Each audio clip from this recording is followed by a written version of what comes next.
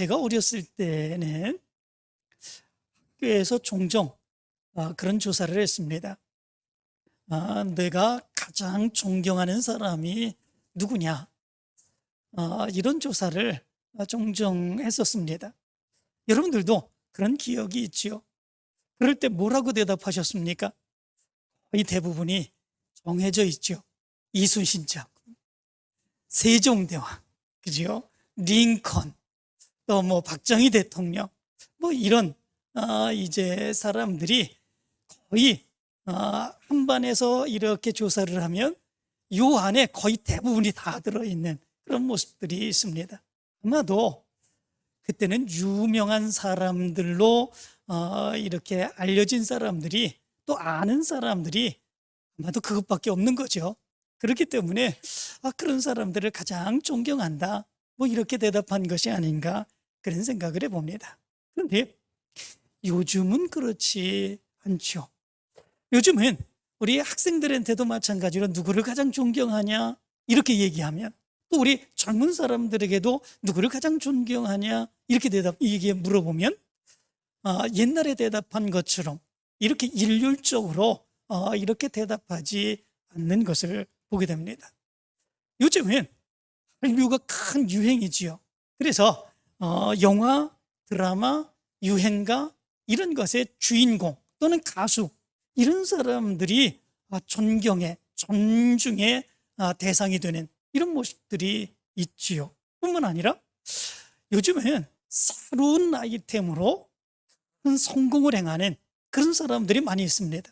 주식이라든지 또는 가상화폐라든지 또는 인공지능이라든지 이런 것들을 통해서 갑작스럽게 성공하고 부자가 된 이런 사람들이 있지요. 매스컴에서는 이런 사람들을 소개합니다. 그럴 때에 그런 사람들이 존경의 대상이 되는 이런 모습들이 있지요.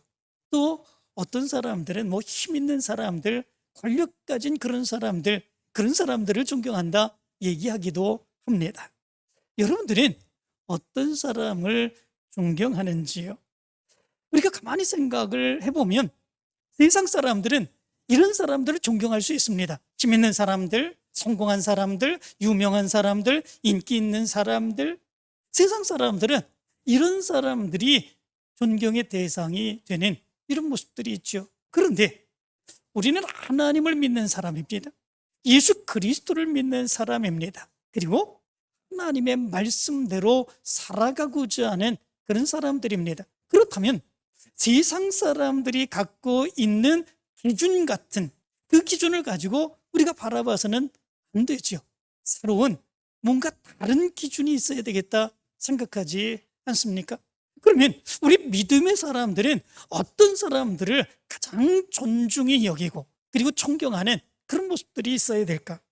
오늘 성경 말씀 가운데 보면 사도 바울은 29절 하반절에서 이런 말을 합니다. 이와 같은 자들을 존귀히 여기라, 이렇게 말씀해 주고 있습니다. 여기서 존귀히라고 하는 말은 엔티모스라고 하는 말인데, 이 말은 존경할 만한, 존대받을 가치가 있는 또는 귀한, 이런 의미를 가지고 있습니다. 이러한 사람들을 가장 존귀히 여기고 존경하고 그리고 존대하는 이런 모습들이 있어야 된다, 사도 바울은 이렇게 말합니다. 그러면 믿음의 사람에게 있어서 가장 존귀히 여길 수 있는, 존귀히 여김을 받을 수 있는 그런 사람들은 어떤 사람일까? 29절 하반절 말씀 가운데 보면 이렇게 말하지요. 이와 같은 자들을, 이렇게 말합니다.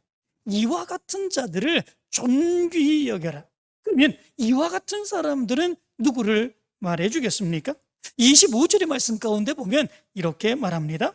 그러나 에바브로디도를 너희에게 보내는 것이 필요한 줄로 생각하노니, 이렇게 말합니다.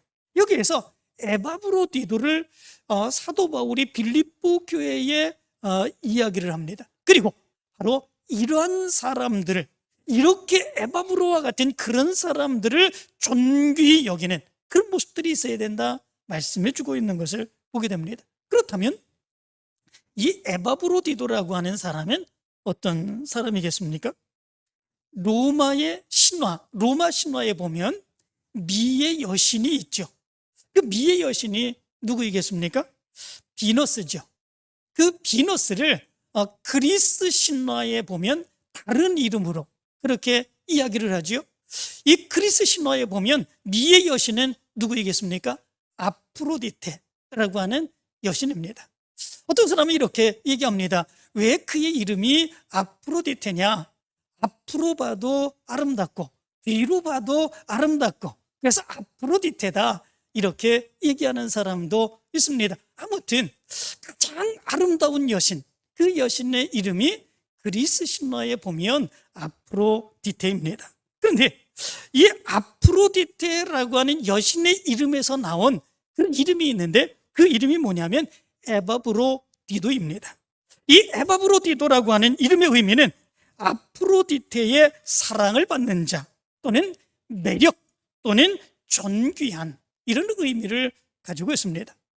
이 당시 헬라 시대 때에는 이 이름이 가장 흔한 이름이었다고 그럽니다. 에바브로디도, 가장 흔하게 일반적으로 부르는 그런 이름 중에 하나가 바로 이 에바브로디도라고 하는 이름이었다고 그럽니다. 그렇다면 이 에바브로디도는 그의 부모가 아마도 이 아프로디테 신을 철저히 열심으로 섬기는 그런 사람들이 아닌가, 이런 생각을 해볼 수 있게 되죠. 그리고 그 모습 안에서 너는 이 아프로디테의 가장 사랑받는 그런 사람이 되어라, 그런 의미 가운데서 이 에바브로디도라고 하는 이름을 지어줬지 않겠습니까? 그런데 그런 에바브로디도가 아프로디테 그 여신에게 가장 사랑받는 그런 사람이 되라고 그의 이름을 그렇게 지어주었는데 그가 사도 바울을 만나게 되죠. 그리고 사도 바울을 통해서 예수 그리스도를 알게 됩니다. 예수 그리스도를 믿게 됩니다. 그러면서 아프로디테의 가장 사랑받는 사람이 아니라 예수 그리스도의 가장 사랑받는, 가장 믿음에 신실한 일꾼이 되게 되는 그런 모습들이 있게 되지요. 그리고 바로 그런 신실한 믿음의 일꾼 이 에바브로디도가 빌립보 교인들에게 인정을 받아서 사도 바울이 그 당시에 로마 감옥에 갇혀 있었습니다. 너무나도 안타깝고 괴로운 그런 모습들이 있게 되지요. 이 빌립보 교회를 개척하고 그리고 그 성도들에게 말씀을 가르치고 믿음의 일꾼으로 가르치며 구원받은 하나님의 자녀가 되게 만들어준 사람, 그 사람이 사도 바울이 아닙니까? 그런데 사도 바울이 감옥에 갇히게 됩니다. 그 모습에 너무 안타까워한 이 빌립보 교인들이 그럼 어떻게 할까? 우리 중에서 가장 신뢰하고 신실한 믿음의 일꾼을 사도 바울에게 보내서 사도 바울을 돕게 하자, 이렇게 결정을 하게 되지요. 그리고 에바브로디도를 바로 로마 감옥에 있는 사도 바울에게 보냅니다. 그들은 헌금을 합니다. 그 헌금을 가지고 그리고 감옥에 갇혀 있는 이제 사도 바울을 위하여 감옥에 가까이 가서 그를 돕고 그리고 힘주고 사도 바울과 함께 그 사역을 감당하게 하는 이런 모습들이 있게 됩니다. 그래서 오늘 성경 25절의 말씀 가운데 보면 사도 바울은 이 에바브로디도에 대해서 이렇게 이야기를 합니다.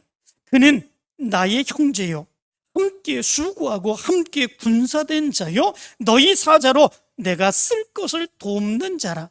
이 에바브로디도에 대해서 이렇게 이야기를 합니다. 그는 나의 형제요, 이렇게 말합니다.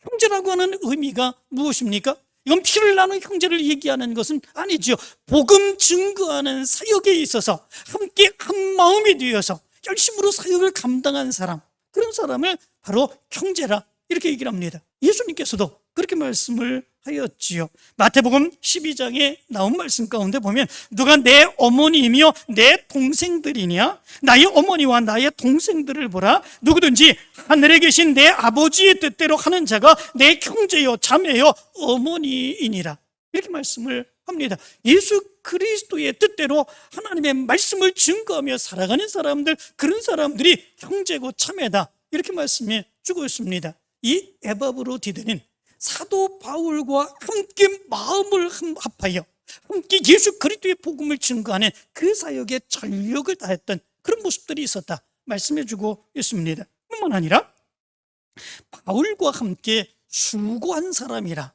그렇게 얘기를 합니다.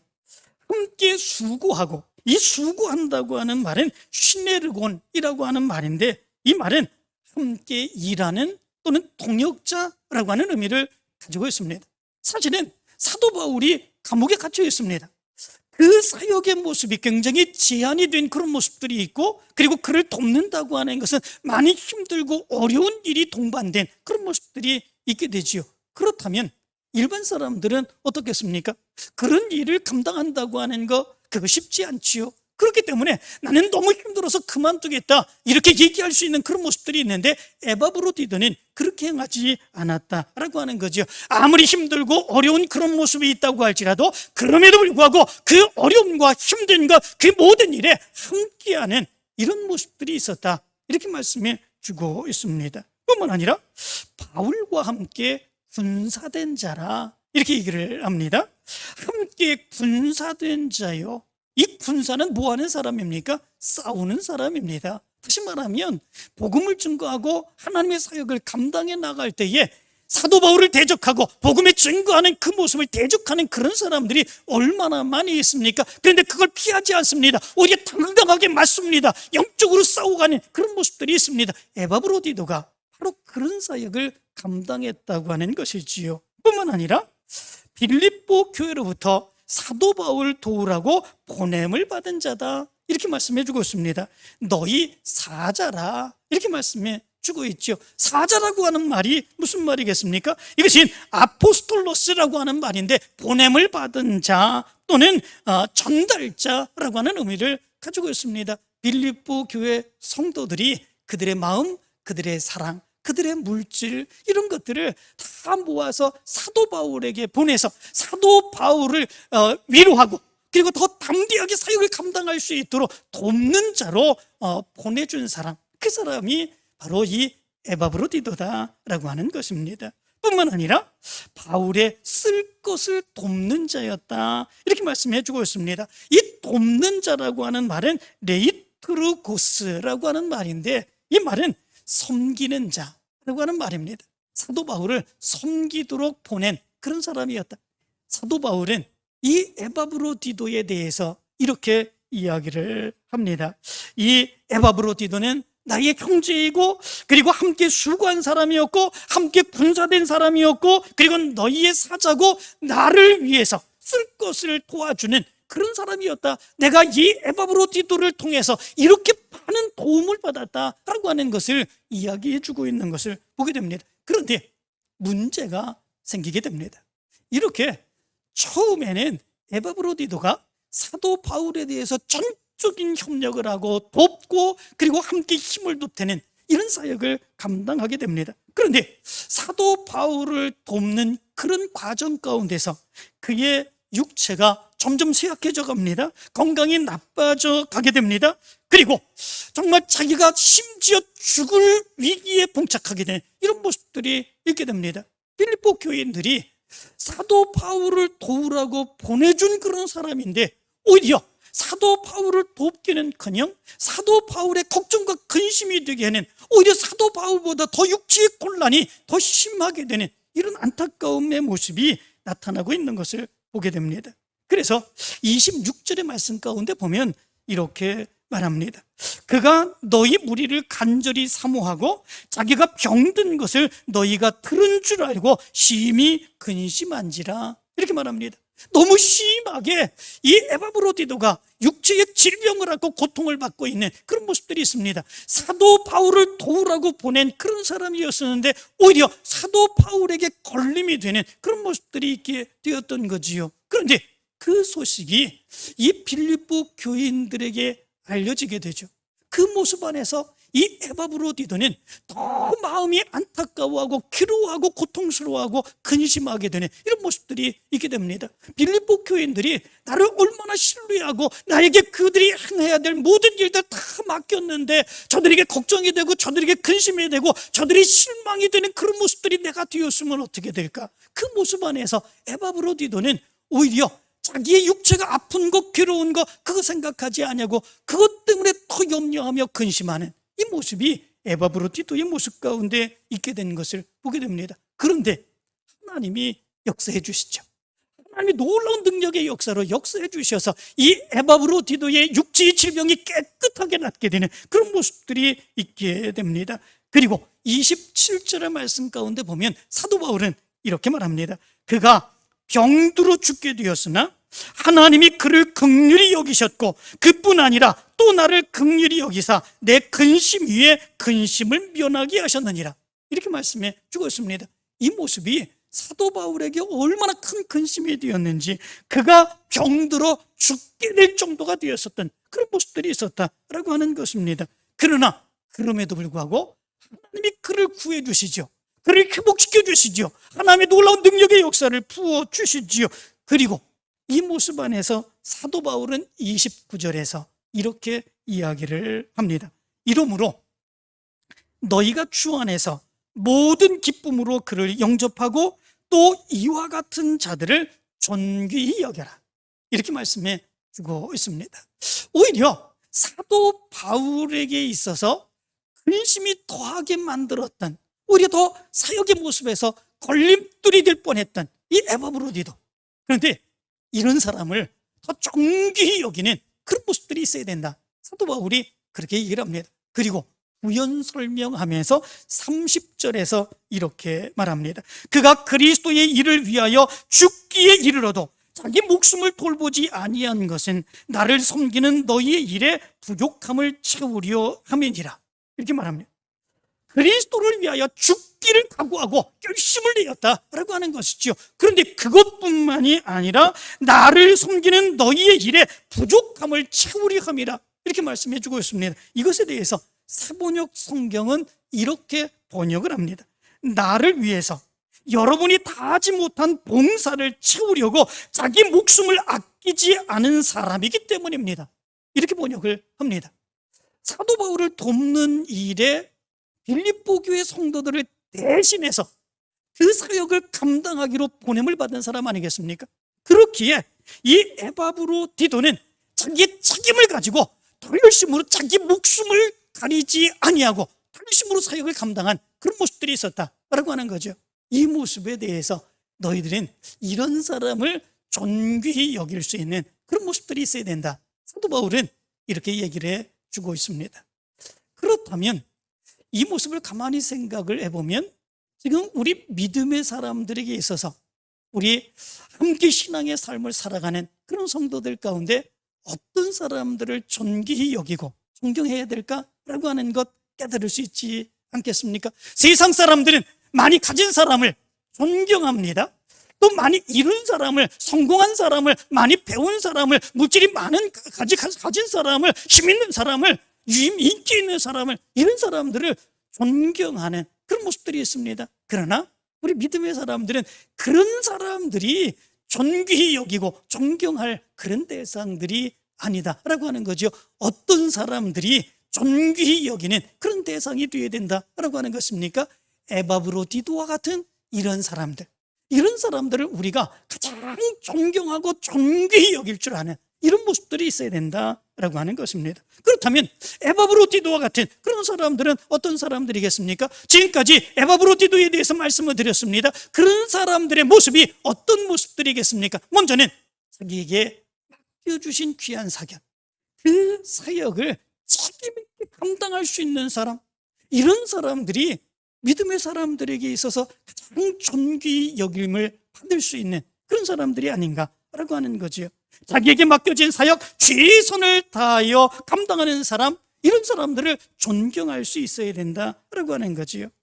에바브로디도는 어떤 면에서 보면 세상 사람들의 기준으로 보면 존경받을 수 있는 그런 사람은 아닙니다. 왜냐하면 사실은 에바브로디도가 감당했던 그 사역의 모습을 보면 실패한 모습이기 때문에 그렇습니다.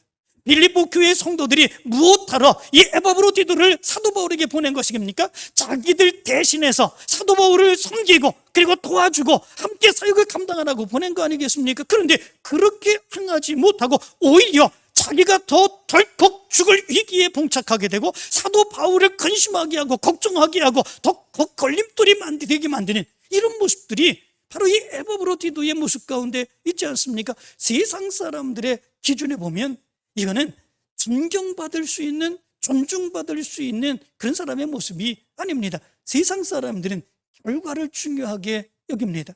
어찌됐든지 결과가 잘 나타나야 됩니다. 결과가 많이 나타나야 됩니다. 그렇다면 그 사람을 높이 여겨주는 이런 모습들이 있습니다. 그런데 에바브로디도는 이런 모습에서 볼 때 실패한 그런 모습입니다.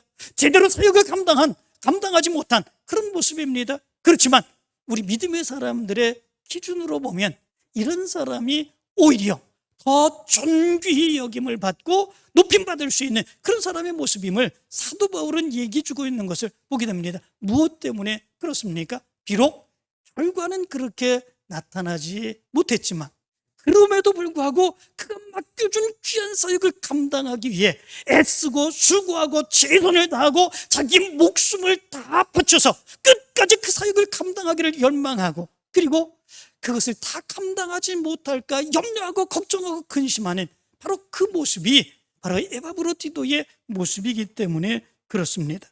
그렇기에 사도 바울은 결과로 평가하지 않습니다. 결과가 이렇게 많이 나타났기 때문에 그를 존중히 여겨야 된다, 존귀히 여겨야 된다, 이렇게 얘기하지 않습니다. 그가 자기에게 맡겨진 그 귀한 사역들을 얼마나 최선을 다해서 감당하기를 원했는가, 이런 사람들이 바로 교회에서 성도들에게 가장 존귀히 여김을 받을 수 있는 그런 모습들이 있어야 된다, 이렇게 말씀해 주고 있는 것을 보게 됩니다. 여러분들에게도 이런 귀한 사역을 감당해 나가게 되길 간절히 축원합니다.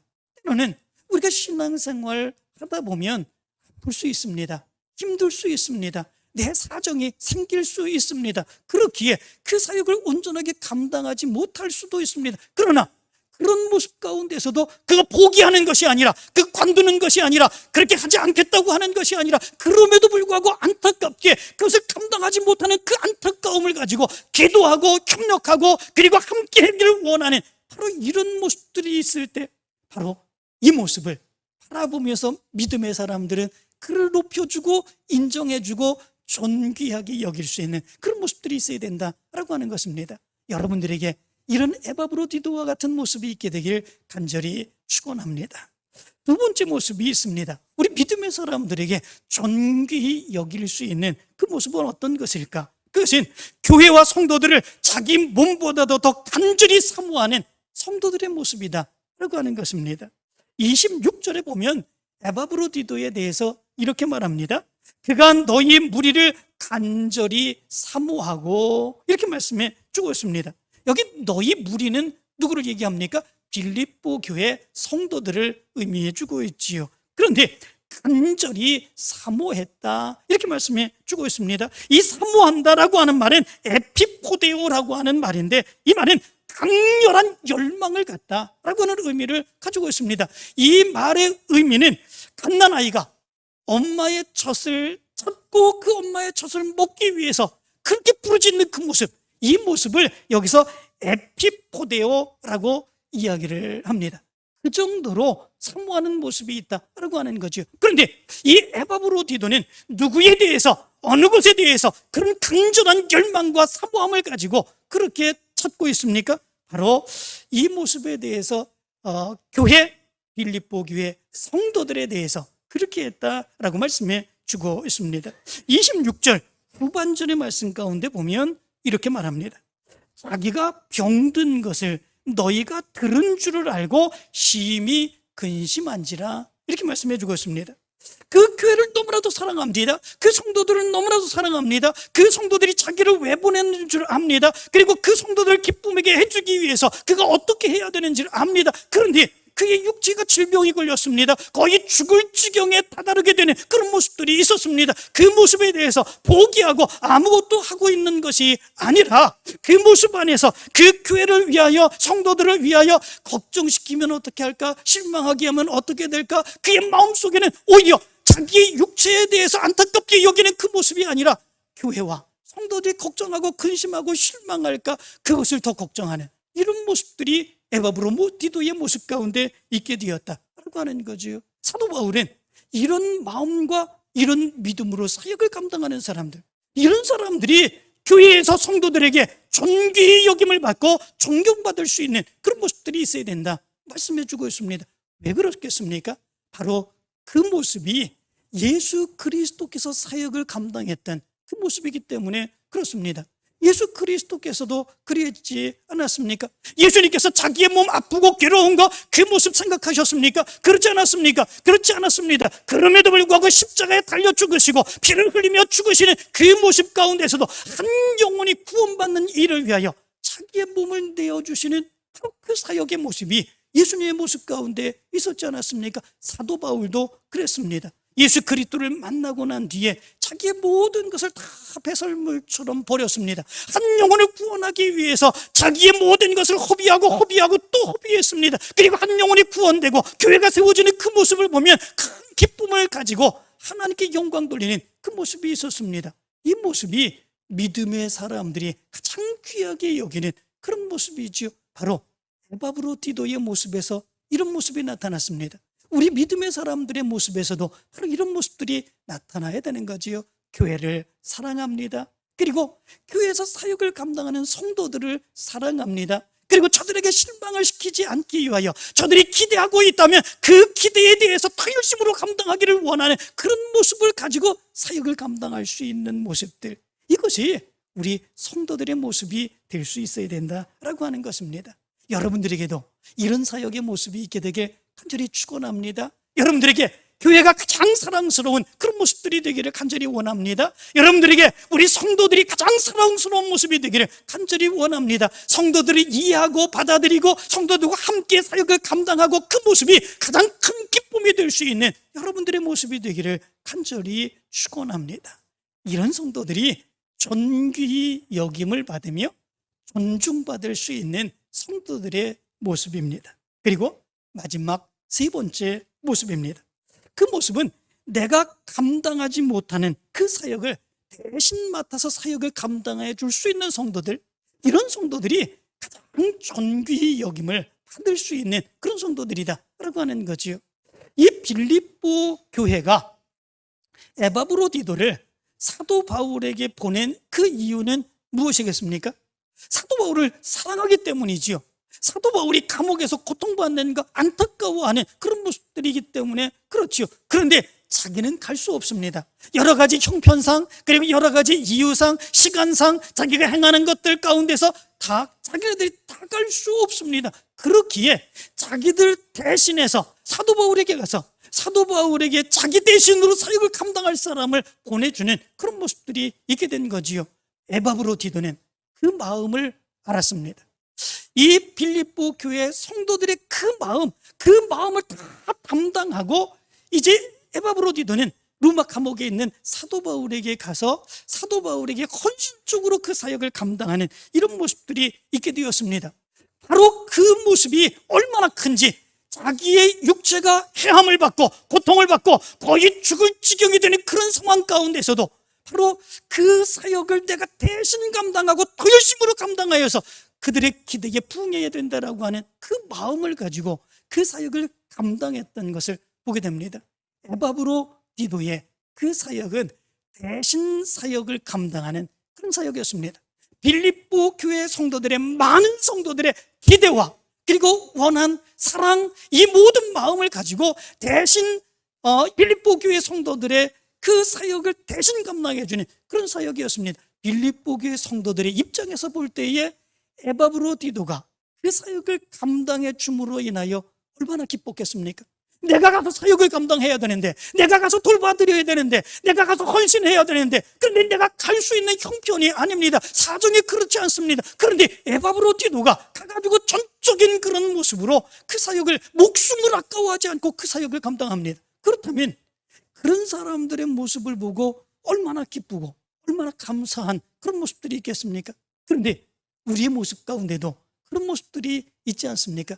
내가 감당할 수 없습니다. 내가 할 수 없습니다. 그런데 내 대신 그 사역을 감당하는 성도들이 많이 있기 때문에 교회가 이렇게 세워지는 그런 모습들이 있습니다. 내가 여건상, 형편상, 그리고 여러 가지 상황상 그 사역을 감당할 수 없기에 다른 성도들이 내 대신 그 사역을 감당하고 더 열심으로 그 사역을 감당할 수 있어서 교회가 이렇게 성장하고 하나님의 아름다운 역사를 이루어갈 수 있게 되는 거죠. 그렇다면 내 대신 그 사역을 감당하는 그 성도들의 모습을 보면 우리는 어떻게 해야 되겠습니까? 감사하죠. 고맙죠. 그런 사람들을 존귀히 여기고 존중할 수 있는 그런 모습들이 있어야 되는 거죠. 그것이 당연한 그런 모습 아니겠습니까? 그런데 때로는 그렇지 못하고 시기할 때도 있습니다. 질투할 때도 있습니다. 나는 못하는데 와가지고 그런 사역을 감당하는 모습을 보면 오히려 감사하고 고마워해야 되는데, 그를 존중해 줘야 되는데 그렇지 못한 이런 안타까움의 모습이 있는 거죠. 우리 믿음의 사람들에게는 이런 모습들이 있어서는 안 된다라고 하는 것이지요. 이런 성도들을 더 존귀히 여길 수 있는 모습들, 이것이 우리 믿음의 사람들의 모습이 되어야 된다라고 하는 거지요. 사랑하는 성도 여러분, 우리 믿음의 사람들의 모습은 세상 사람들의 기준과 다른 모습들이 있습니다. 다른 사람들은 존경하는 사람을 많이 가진 사람, 많이 배운 사람, 성경한 사람, 그리고 뭐 건강한 사람, 모든 것 누리는 사람, 인기 있는 사람, 이런 사람들이 존경받고 존귀히 여기는 이런 사람들이 되지만 우리 믿음의 사람들의 모습에는 그런 모습들이 아닙니다. 하나님께서 우리에게 귀한 사역을 맡겨주셨습니다.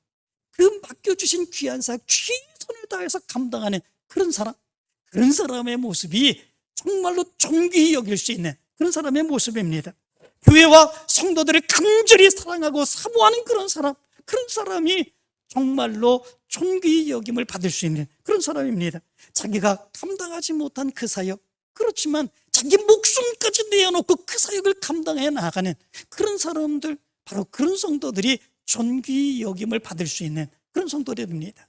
이제 여러분들의 모습 가운데서 에바브로디도와 같은 사역을 감당하는 그런 성도들을 가장 존귀히 여기고 사랑하고 협력하며 하나님의 크신 역사를 이루어가게 되기를 간절히 축원합니다. 특별히 이제 다음 주면 우리 교회가 전교인 수련회를 행하게 됩니다. 그리고 9월 달부터는 우리 속회가 다시금 모이게 됩니다.